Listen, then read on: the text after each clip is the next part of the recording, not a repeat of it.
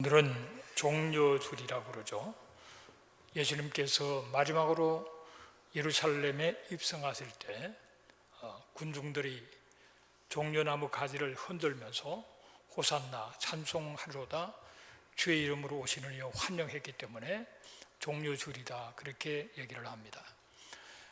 이렇게 주님이 예루살렘에 입성하셔서 한 주간을 지나시는 이 고난 주간을 통해 많은 고통을 받으시고 십자가에 못 박혀 죽으시고 그리고 부활하십니다. 요즘 우리가 말씀 대행진을 통해서 지난 한 주간 동안에는 여호수아서를 읽었습니다. 그러면 여호수아서와 예수님이 예루살렘에 입성하시고 십자가에 못 박혀 죽으시는 것과 무슨 상관이 있는가, 그런 생각을 하면서 본문을 좀 다른 걸로 해보려고 하다가 여호수아 본문을 그대로 택했어요. 종려주일 예루살렘에 입성하신 기사는 너무나도 중요하기 때문에 공간복음뿐만 아니라 요한복음까지 사복음서에 다 기록이 되어 있습니다. 그런데 여호수아서는 하나님께서 약속하신 그 땅을 정복하고 그리고 함께 나누어 가지는 바로 그 책이 여호수아입니다. 그런데 여호수아의 그 얘기가 결론은 그거예요. 너희 조상들에게 하나님께서 맹세하신 바 그대로 적들을 주저앉게 만들고 그 땅을 다 차지하게 했다는 거예요. 여호수아서가 따로 있는 것이 아니고 조상들에게 하나님께서 언약한 바를 실천하기 위해서 약속한 대로 가나안을 정복하고 그 땅을 지파별로 나누어서 가졌다는 그 얘기란 말이죠. 저는 오늘 말씀을 생각해 보면서 예수님께서 예루살렘에 입성하시고 그리고 고난주간 한 주간을 지나시며 십자가에 못 박혀 죽으시고 다시 부활하신 이 사건은 인류 역사상 가장 위대한 그 한 주간이다라는 사실을 말씀드리고 싶습니다. 여러분, 예수님이 이 땅에 오시기까지 그 전 역사가 어떠합니까? 그것은 바로 예수님이 이 땅에 오셔서 그의 생애도 결국은 십자가와 부활을 위해서 다 준비된 사건들이에요. 주님은 인류의 역사를 통해서 이 땅에 오셔서 십자가에 못 박혀 죽으시고 부활하시기 위해서 모든 역사가 준비되었고 진행되었다는 겁니다. 하나님께서는 창세기 1장 2장에서 너무나도 아름다운 그런 우주 만물을 창조하시고 당신의 형상을 따라 인생을 지으시고 아름다운 그런 동산을 만드셨어요. 그래서 하나님이 함께 하시는 그런 곳이었는데 불순종함으로 말미암아 인간에게 죽음이 왔고 영원한 멸망에 처하게 됐는데 하나님은 그 전능하심으로 이 모든 것을 회복시켜서 계시록 21장, 22장 새하늘 새 땅 새 예루살렘을 향하여 나가는 가운데 제일 먼저 인간이 타락했을 때 하나님이 하신 일이 창세기 3장 15절입니다. 그것은 여자의 후손이 뱀으로 사탄을 향하여 내 머리를 상하게 할 것이다. 바로 이 약속의 이 예언의 말씀을 성취시키기 위해서 모든 역사가 전개가 되죠. 아담 하와가 범죄하고 하나님께서 창세기 3장 15절 말씀을 주실 때가 주전 4114년입니다. 제 계산으로는 그렇습니다. 성경 공부반에서 지난주에 다 계산을 같이 해봤어요. 주전 4114년에 인간은 타락하고 아담은 시간 세계 속에 들어왔습니다. 그래서 창세기 5장과 11장을 계산하면 그런 계산이 나와요. 4114년 전에 아담이 범죄를 하고 시간 세계로 들어왔는데 약 4000년이 흐른 다음에 이 약속의 말씀을 성취시키기 위해서 하나님께서 지정한 장소에서 때가 참에 하나님의 아들이 이 땅에 오신 겁니다.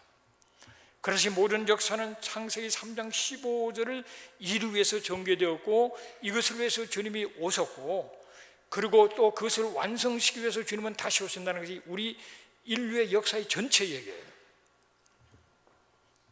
창세기 3장 15절 말씀을 성취시키기 위해서는 약 4000년이 필요했습니다. 그 사이에 노아가 등장하고 주전 3000년에 노아가 등장하고 폐악한 모든 세력들을 다 물로 심판을 하시고 그의 세 아들을 통해서 역사가 전개되는데, 특별히 셈 가문을 통해서 하나님은 아브라함을 택하시고 그 자손들, 결국은 다윗을 통해서 다윗의 후계로 하나님 아들 예수 그리스도가 이 땅에 오게 되는 겁니다. 그래서 하나님의 그 역사가 아브라함이 주전 2000년 전, 다윗이 1000년 전, 때아담의 약 4000년의 역사 속에 약속한 그 말씀을 성취하시기 위해서 예수님이 이 땅에 오셨는데, 왜 오셨는가? 오신 것도 중요하지만 더 중요한 것은 우리를 위해서 죽으시고 다시 살아나기 위해서 오신 것입니다. 그래서 오늘 주님께서 바로 종려주일날 예루살렘 성을 향하여 지금 입성하고 계신 그 모습을 우리를 염두에 두면서, 바로 이것은 하나님의 그 말씀의 성취라는 것, 여호수아서의 그 수많은 전쟁을 치르며 가나안 땅을 정복하고 땅을 나누는 이것도 결국은 말씀의 성취라는 것, 그것을 우리가 염두에 두고 하나님의 위대하심은 항상 미리 말씀하시고 미리 보여주시고 때가 되면 행동으로 옮겨서 실제 사건으로 만드시는 것이 바로 하나님의 전능하심이라는 것을 아모스서 3장 7절에서 말씀하고 있습니다. 이처럼 하나님께서 당신의 때가 참에 여자의 후손으로 당신의 아들 예수 그리스도를 보내셨는데, 그것을 갈라디아서 4장 4절에서 표현하고 있습니다. 때가 참에 하나님의 아들이 여자를 통해서 나셨다라고 고백을 하고 있습니다. 그리고 요한일서 3장 8절에 보면은 하나님이 아들이 나타나신 것은 마귀의 일을 멸하기 위함이라고 말씀하시면서 창세기 3장 15절의 성취라는 사실을 말씀하고 있어요. 그것을 한마디로 표현한 것은 골로새서 2장 15절 말씀, 정사와 권세를 벗어버려 밝히 드러내시고 십자가로 승리하신, 십자가로서 죽으시고 그러면서 모든 죄를 감당하시고 다시 사흘 만에 살아나심으로 승리하셨다는 그 사실로 창세기 3장 15절 이루어졌다는 사실을 골로새서는 정리하고 있는 것을 보게 되었습니다. 이처럼 주님께서는 오셨습니다. 주님께서 예루살렘에 입성하실 때 그것은 스가랴서 9장 9절 말씀의 성취예요.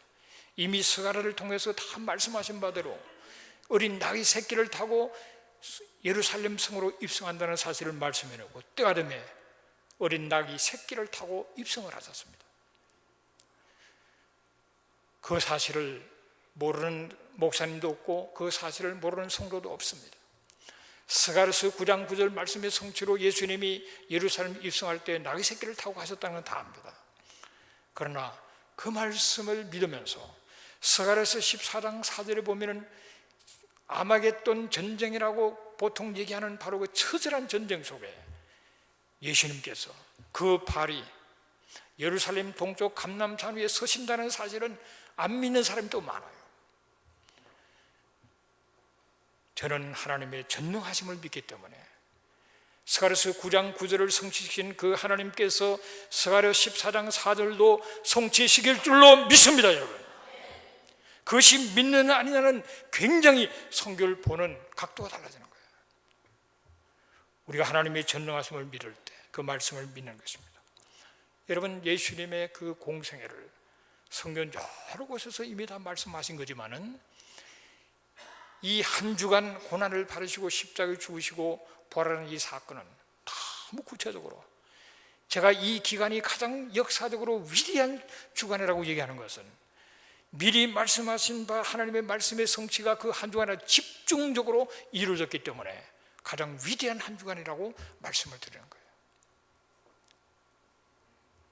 그분이 예루살렘 업등에 입성하실 것이고 뭘 말씀하시고, 그리고 어떻게 잡혀서 고통을 받게 되시고 옷을 벗기시고 조롱을 받으시고 침뱉음을 받으시고, 그리고 십자가에 못 박혀 처절한 고통 속에 돌아갈 때 밑에서는 제비뽑기를 옷을 나눠 가지고, 그게 다 성경에 기록되는 말씀. 십자가에서 그 처절한 고통 속에 피를 쏟으면서 무엇을 말씀을 하셨는가까지도 다 기록이 되어 있단 말이에요. 그래서 죽으시고 다시 살아난다, 그 사실이 성경에 다 기록이 되어 있단 말이에요. 그래서 이 한 주간은 가장 위대한 한 주간이라는 사실을 기억하시면서 은혜 받는 귀한 시간이 되시기를 주의 이름으로 축복합니다. 그리고 그 주간에 우리에게 가르침 가운데 가장 위대한 가르침을 바로 그 주간에 하셨어요. 그것은 바로 마태복음 22장 37절에서 40절까지 그 말씀, 모든 율법, 하나님의 말씀이 얼마나 많아요. 모든 율법, 또 선지자들이 얼마나 많은 얘기를 했습니까? 그 모든 율법과 선지자들의 그 강령, 그 핵심, 가장 기본적인 그 원리, 그 뼈다구는 뭐냐? 그것은 마음을 다하고 목숨을 다하고 뜻을 다하여 주의 하나님을 사랑하라, 그것이다. 그리고 이웃을 사랑하되 내 자신처럼 사랑하라. 이것이 모든 율법과 모든 선지자들의 이야기의 핵심 뼈다구라는 거예요. 성경 전체를 그 말씀으로 완전히 요약해서 우리에게 주신 겁니다. 하나님을 사랑하고 이웃을 사랑하는 거예요. 그 위대한 말씀을 바로 이 주간에 주셨다는 거죠. 그래서 한 주간은 너무나도 중요한 주간입니다. 하루하루 그분의 하신 말씀과 그분의 행동을 우리가 묵상할 때 큰 은혜를 받을 수 있는 것인데, 무엇보다도 하나님 말씀의 성취, 창세기 3장 15절의 성취로 해서 4,000년의 역사 속에 얘기하신 바를 그대로 집중적으로 이루신 이 기간은 가장 위대한 주간인 것을 기억하시고 은혜 받는 한 주간 되시기를 주님의 이름으로 축복합니다. 또한 예수님의 이 고통스러운 십자가의 죽으심은 사랑의 승리였다는 것, 그걸 우리가 기억해야 됩니다. 사랑의 승리였다는 것. 우리가 아직 되어졌을 때 하나님은 우리를 사랑하셔서 예수님을 십자가에 못 박아 주심으로 우리의 사랑을 참 증거하셨는데, 그 증거, 하나님의 사랑을 증거하실 뿐만 아니라 하나님의 아들, 그분이 하나님이시잖아요. 예수님이 십자가에서 보여준 것은 바로 용서와 사랑이었어요. 사랑의 핵심은 용서입니다. 근데 그 십자가에서 그 처절한 고통 속에 저는 가끔 생각을 해봐요. 야, 어떻게 예수님은 하나님의 아들이시만은 우리가 똑같은 몸을 가르치고 고통을 받으신 거 아닙니까? 그런데 어떻게 기절을 안 하셨을까? 저는 그게 의문이에요. 엄청난 정신력이 기절을 해요. 예수님이 기절 안 하시잖아요. 넘어지고 막 해도 기절을 안 하세요. 왜냐하면 제가 군대 생활을 하다가요, 하도 맞아가지고 기절한 적이 있어요. 근데 이 주님이 당한 채찍과 그 수많은 그런 그 채찍을 막 고통을, 그 무거운 걸 지어가면서도 기절을 안 하셨다는 게 그게 신기한 거예요. 아니, 하나님의 아들이니까 이런 그 육체의 몸으로 그렇게 많이 맞고 그러면은, 찔리면은 이 관에 찔려서 피가 다 흐르고, 그러면 사람이 혼절해야 되는데 안 하셨어요. 끝까지 십자가에 못 박혀야 되니까 그것을 견디시고 나갔구나, 그런 생각을 하게 되고요. 예수님이 죽으셨기 때문에 그걸로 끝났죠. 만일 안 죽으셨다면 십자가 달리기 직전에 그냥 놓아줘라 해서 놓아줬다 그러면 그런 일이 있을 수가 없겠지만은 굉장히 고통을 해서 받으려고 생각해요. 이 맞아서 아픈 걸로 끝나는 게 아닙니다, 몸이. 제가 한번 조그만한 십자가 하나 주고 산 위에 한번 올라가 본 적이 있어요. 고통을. 그러다가 내가 늑막염이 걸려가지고요, 이제 완전히 물이 차가지고 고생 엄청 했습니다. 아마 그때 그냥 죽으셨기 때문에 끝났지, 안 죽었으면 아주 골병 들어갔고 막 늑막염에다 온 정신이 막 굉장히 고통해요. 그런데 죽으셨어요. 그런데 그 순간에 그야말로 정신이 까무러칠 만한 그 고통 속에서 저희의 죄를 사해달라 해요. 용서를 기도하시는 용서. 저들이 알지 못해서 그러니까 저들을 용서해달라 그러시면서 죽으셨어요. 예수의 제자는 예수 따라가면 되는 것입니다. 예수의 제자는 예수를 닮고 예수를 따라가는 것이 예수의 제자예요. 자기를 죽이는 원수를 향하여 용서를 구하고 죽으심으로 수많은 인생을 구원하신 그분은 복음을 전하는 방법도 마찬가지입니다. 죽으면서 전하고 피 흘리면서 전하는 이 복음이 능력이 있어서 그 피 위에 교회가 서고 수많은 영혼이 주께로 돌아오는 역사가 나타나는 것은 피를 흘려야 된다. 피를 흘리면서 우리를 구원하셨고 최고의 사랑을 피를 흘리고 죽으심으로 우리에게 보여주신 그 주님께서는 따라오라고 하시더라고요. 우리가 진정 예수의 제자가 되기를 원한다면 우리는 주님을 따라가야 하는 겁니다. 따라간다는 것이 말로만 따르는 것이 아니라 우리는 예수를 믿을 때 이미 우리는 영원한 생명을 얻었습니다. 우리의 육체는 살기 위해서 믿는 것이 아니라 죽기 위해서 믿는 그런 성도들이 되시기를 주 이름으로 축복합니다. 아멘이 상당히 작군요. 네. 요한복음 11장에 보면은 도마가 그런 얘기를 합니다. 복음을 전하다가 막 핍박했던 곳에서 나오는데 다시 주님이 전도하러 가자 그럽니다. 그러니까 우리가 주와 함께 죽을지라도 주님을 따라가자 그럽니다.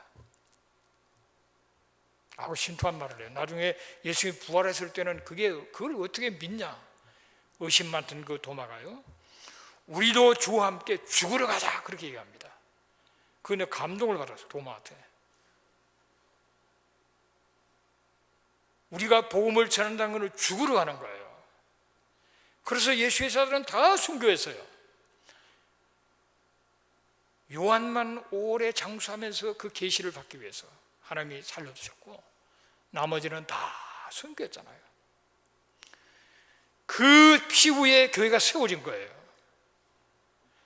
여러분 베드로가 그 성령 충만한 가운데 복음을 전하고 핍박받고 하다가 너무나도 큰 핍박이 임하니까 성도들이 베드로 보고 피하라 그러잖아요.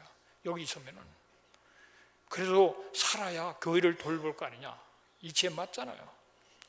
그래서 내가 떠나는 거는 가지면 내가 앞으로 큰 일을 위해서 로마를 빠져나오자 나오는데 예수님을 만나잖아요. 그래서 주님 어디로 가십니까? 쿠바디스 도미네 유명한 말이잖아요. 주님이 내가 버리고 가는 로마를 내 양떼를 위해서 간다 그러잖아요. 그러고 나서 보니까 없어져 버렸어요. 회개하고 돌이켜서 다시 로마로 가서 그리고 복음을 전하다가 순교를 당할 때 내가 감히 어떻게 주님처럼 내가 죽을 수 있냐? 나를 거꾸로 매달아 달라 해서 거꾸로 매달려서 죽잖아요. 여러분 바울의 로마에 가면은 참수터가 있습니다. 바울이 순교당한 터, 목이 잘려서 머리가 몇 번 튀었다 그러죠. 그러면 그게 샘이 솟았다는 그런 전언은 얘기하는데 다 죽었습니다. 야고보도 칼에 맞아 죽었고 의심했던 그 도마가 부활하신 예수를 만난 다음에 성령 충만해가지고 인도 쪽으로 갔다가 6 토막나서 죽었어요. 우리가 예수를 믿는다는 것은 죽기 위해서 믿는 거예요.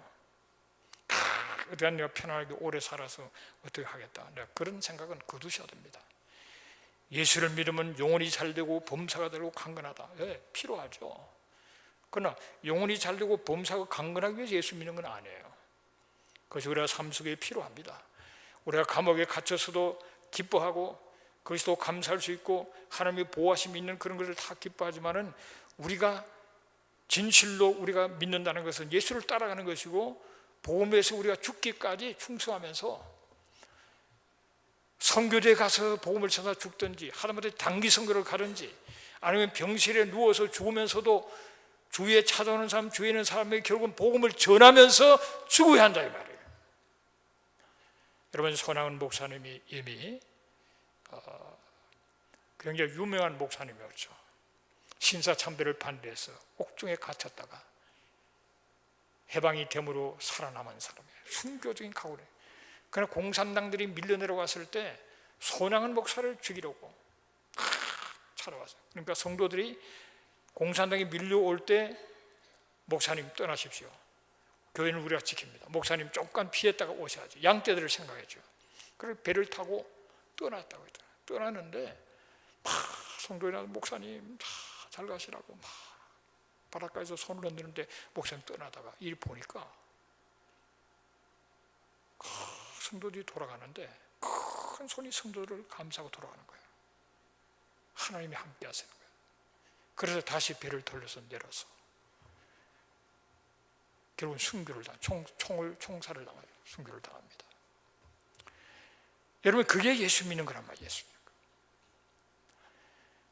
오늘 생각해 보니까 1999년도 7월 달에 이아굴라 선교사님이 중국에서 그때만 해도 굉장히 어려울 때 중국에 들어가서 선교를 하시다가 몽골에 가서서 몽골 영혼들을 긍휼히 여겨서 몽골까지 갔다가 너무 피곤하고 지쳐가지고 심장마비로 돌아가셨어요.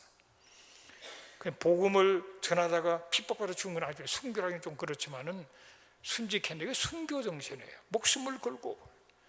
그래서 99년도에 돌아가셨는데 그 바로 뒤를 이어서 사모님이 그 뒤를 계속적으로 사역을 했다고요. 이 브리실라 선교사 그렇게 사역을 했는데 작년에 왔다 갔죠. 그 딸이 자라가지고 선교지에 갈 때는 아주 어린아이였습니다. 어린아이였는데 우리가 와이독 처치 있을 때 그때 초창기에 갔거든요. 그때부터 우리가 기도하고 지원했는데 그 딸이 자라가지고 대학을 마치고 헌신했어. 이름은 페이스. 무슬림들을 구원하기 위해 지금 갔습니다. 작년에 갔죠. 지원하는 분들이 계실 텐데요. 그 뭐 선교지에서 그렇게 고생하면서 자랐는데 미국 땅에서 편안하게 잘 먹고 잘 사고 싶을 수도 있겠는데 이 복음의 열정이 속에 불이 붙었어요. 자기 인생을 가장 어렵고 힘든 지역에 가서 무슬림들을 향하여 자기를 드리겠다고 합니다. 여러분, 한국의 기독교가 엄청나게 기독교 역사에 유례가 없을 정도로 부흥한 그게 그 원인이 어디 있습니까? 1866년도에 토마스 선교사 20대 청년 선교사가 조선 땅을 밟아서 대동강변 모래사장 위에서 복음을 전하다가 강군의 칼에 맞아 죽죠. 목이 잘리고 그 젊은 붉은 피를 대동강 모래사장을 붉게 물들이면서 그때 가서 주워갔던 그 성경을 보는 사람이 있고 이렇게 하면서 한국 기독교의 여명이 밝아오게 된 겁니다. 그분이 그 젊은 나이에 가서 죽은 것을 많은 사람은 욕해서 왜 조심성 없이 가서 그 따위 그렇게 해서 죽냐, 그런 사람이 있을지 모르겠지만 기독교는 그렇지 않습니다. 기독교는 그렇게 목숨을 내걸고 복음을 전하고 이치에도 맞지 않은 같은 그런 복음의 열정으로 죽고 피를 쏟음으로써 교회가 세워지는 것이지 순교의 피 위에 교회가 서는 거예요. 그가 일찍이 그 대동강변 모래사장에 붉은 피를, 젊은 피를 쏟았기 때문에 20년이 차기 전에 언더우드 아펜셀러가 뜨거운 불을 받고 조선 땅에 온 거란 말이에요. 그러면서 한국 기독교가 시작이 된 거예요. 우리는 오늘날 다시 한번 믿음의 선진들의 순교 정신을 받아야 돼요. 이제 때가 얼마나 아껴졌습니까? 예수를 믿는다 그러면 다 격려하고 좋아하고 했던 그런 때가 아닙니다. 지금 예수 믿는 사람은 피는 사람으로, 일반적인 평화를 깨는 사람으로, 하나됨을 저해하는 사람으로, 이 모두가 서로를 존경하고 서로 사랑하며 살아야 되는데 이 예수행위들은 자기만 옳고 예수만 믿어야 된다 그러면서 다른 종교에 걸림돌되고 평화를 깨고 사회를 소란스럽게 만드는 이 사람들, 지금 우리를 자꾸 좀 조아매잖아요. 학교에서 기도도 뭐 하게 못하게 하고 성경도 가르치지 말라고 그러고 그러면서 인권 하면서 동성연애자들을 세워주면서 사회가 이렇게 되면서 이제 그 다음 단계는 압박이 들어오는 겁니다. 예수를 똑바로 믿지 못하는 사람은 그냥 정신없이 그냥 휘슬러 들어갈 것이고 정말 확실히 믿는 사람은 남아서 결국은 엄청 피해와 핍박을 보게 됐습니다. 그러나 그건 성경이 다 하시는 말, 기록이 다 되어 있는 말씀들이에요. 마태복음 24장 종말적인 사건 가운데 큰 환난 후라고 그랬습니다. 주님이 오셨다고 그랬어요. 그러니까 이 큰 환난을 우리가 통과할 때 그때 우리의 신앙은 증명이 될 겁니다. 진짜인지 가짜인지,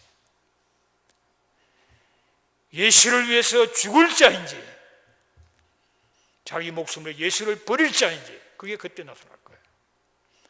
그래서 평소 우리가 깨워서 기도하면서 기독교는 사랑으로, 십자가로, 사랑으로 승리하는 종교이기 때문에 우리가 복음을 전하기 위해 죽을 각오를 하고 죽으면서 전하는 겁니다. 여러분, 그런 기회가 주어지지 않으면 병실에서라도 죽으면서라도 옆에 사람 앞에라도 똑바로 말하고 자식들한테 똑바로 말하고 죽어야 된다 말이에요. 그런 은혜가 있게 되시기를 주의 이름으로 축복합니다. 그래서 우리는 주님처럼 살면 돼요. 주님이 가신 길을 가면 돼요. 주님이 죽으시는 우리도 죽으면 되는 거예요. 그래서 예수를 우리가 똑바로 믿을 수 있는 그런 은혜가 있게 되시기를 주의 이름으로 축복합니다. 십자가는 바로 죄에 대한 승리였어요. 죄의 삭은 사망이고 인간은 죄의 문제를 해결할 능력이 전혀 없습니다. 우리는 죄를 짓는 자마다 마귀에 속한 자들이 이 마귀에 속했던 자들이에요. 마귀의 자식들이에요. 그래서 마귀를 쫓아가고 마귀의 끌림 속에서 자유를 누리지를 못하고 결국은 참 죄 가운데서 살다가 마귀가 영원히 가서 그 지옥으로 떨어지는 것이 바로 우리의 운명입니다. 그런데 예수님께서 이 땅에 오셔서 찔리심으로 우리의 허물을 감당하셨습니다. 온몸이 상하심으로 우리의 죄악을 감당하셨습니다. 징계를 받음으로 우리에게 평화를 주시죠. 채찍에 맞음으로 남을 주시는 대속의 고난으로 죽으셨다는 거죠. 그러면 우리는 정말 참 잘못되어서 다 제갈 길로 간 그런 철 없는 길을 모르는 양과 같지만은 우리의 모든 죄를 그분에게 다 짊어지셔서 그분이 찔리시고 상하시고 징계를 받고 채찍에 맞음으로 결국은 죽으심으로 우리 죄를 감당하시는 말미암아 우리가 죄로부터 자유함을 누릴 수 있는 그런 자리로 나갈 수가 있게 되었습니다. 그래서 예수님은 십자가에서 다 이루었다 그랬어요. 테텔레스타이, 내가 다 죄값을 갚았다, 치렀다, 이루었다, 그렇게 외쳤습니다. 여러분, 인생의 제일 무서운 것이 죄인데 이 죄 문제를 처리해 주기 때문에 우리는 죄 용서함을 받은 하나님의 의로운 신분을 가진 자녀가 된 것을 감사하면서 우리가 그런 신분이 됐다고 해서 죄를 이길 수 있는 능력이 우리가 없습니다. 우리는 여전히 죄 속에 또 떨어질 수 있고 실패할 수 있는 자들이 우리들입니다. 그분을 의지하고 그분이 보내신 성령의 충만을 믿고 죄와 사고를 피 흘리게 싸우면서 승리하는 여러분 되시기를 주의 이름으로 축복합니다. 예수님의 죽으심을 우리가 믿음으로 붙들 때 예수의 죽음은 나의 죽음이 되고 예수의 부활을 내가 믿음으로 그것을 붙들 때 예수의 부활은 나의 부활이 되고 예수님의 승리는 내 믿음으로 나의 승리가 되어서 우리는 작은 예수가 되어서 그분이 못한 일을 뜨거운 감격으로 피 흘리기까지 감당하면서 주 앞에 영광 돌리게 되시기를 주의 이름으로 축복합니다. 예수님은 약속하신 대로 사흘 만에 살아나셨습니다. 그래서 고린도전서 15장 20절에는 그렇게 말씀하셨습니다. 잠자는 자들의 천절매가 되셨다. 나는 얼마나 감동이 되는지 몰라요. 장례식을 치를 때마다 그분이 다시 살아나시는 말미암아 모든 잠자는 자들의 천절매가 되셨다. 죽어도 산다는 사실을 그 십자가에 죽으시고 부활하심으로 죽음으로 죽음을 정복해버리신 이 부활의 이 죽음에 대한 승리. 그래서 사망아 너의 승리가 어디냐, 사망아 내 소는 것이 어디느냐, 부활로 말미암아 승리의 궤가를 부르신 그 주님을 우리가 생각하면서 바울은 그것을 주님의 부활의 그 승리는 나의 승리로 고백하고 부활신앙 가운데 뜨거운 마음으로 살았습니다. 여러분, 우리가 부활신앙이 있기 때문에 기쁨으로 순교할 수가 있는 거예요. 여러분, 부활도 못하는데 왜 죽어요? 하루 더 살아야지. 그런데 우리는 부활이 보장되기 때문에 구차스럽게 인생을 염려할 필요가 없다 이 말이에요. 부활할 건데 잠깐 주어진 인생을 살아가는 동안에 부활의 영광스러운 몸을 갖기 전에 이 연약한 육체 속에 있을 때 주님의 사랑의 뜨거운 감격을 가지고 그분의 능력 속에 주신 사명을 감당하고 그분한테 영광 돌고 사명을 감당해서 다시 오셔서 통치할 그 나라를 위해서 준비하는 그런 삶을 살아서 영광 돌리게 되시기를 주의 이름으로 축복합니다. 죄와 사망 권세를 깨치신 주님의 그 승리를 믿음으로 나의 승리로 삼고 죽음을 두려워하지 않는 순교적인 신앙을 가지고 하나님께 감사하며 그리고 하나님께 영광 돌리는 삶을 살아가는 저와 여러분 되시기를 주의 이름으로 축복합니다. 기도하십시다. 고마우신 아버지 하나님, 은혜를 감사합니다. 말씀대로 주님 오셨고 말씀대로 고난을 당하시고 말씀대로 죽으시고 말씀대로 살아나셔서 우리에게 위대한 계명을 줄 뿐만 아니라 위대한 사명을 주셔서 우리로 하여금 아름답고 영광스러운 인생을 살아갈 수 있는 길을 제시해 주신 것을 감사합니다. 예수님의 승리가 나의 승리로 죄에서 자유함을 누리고 죄와 사고 승리할 뿐만 아니라 부활의 신앙을 가지고 죽음을 두려워하지 않는 담대한 믿음으로 주님 오시는 그날까지 복음을 전하면서 주님 오시는 날 기쁨으로 주를 맞이하며 함께 왕노릇하는 참으로 영광의 도구들이 되도록 축복하여 주시옵소서. 이번 한 주간을 지나면서 우리가 깊이 주님의 고난을 묵상하며 부활의 승리를 믿으며 정말 은혜 받고 우리의 심령이 새로워지고 삶이 새로워지며 하나님 앞에 영광 돌리는 그런 축복의 도구들로 빚어지는 그런 고난 주간이 되도록 도와주시옵소서. 예수님의 이름으로 기도합니다. 아멘.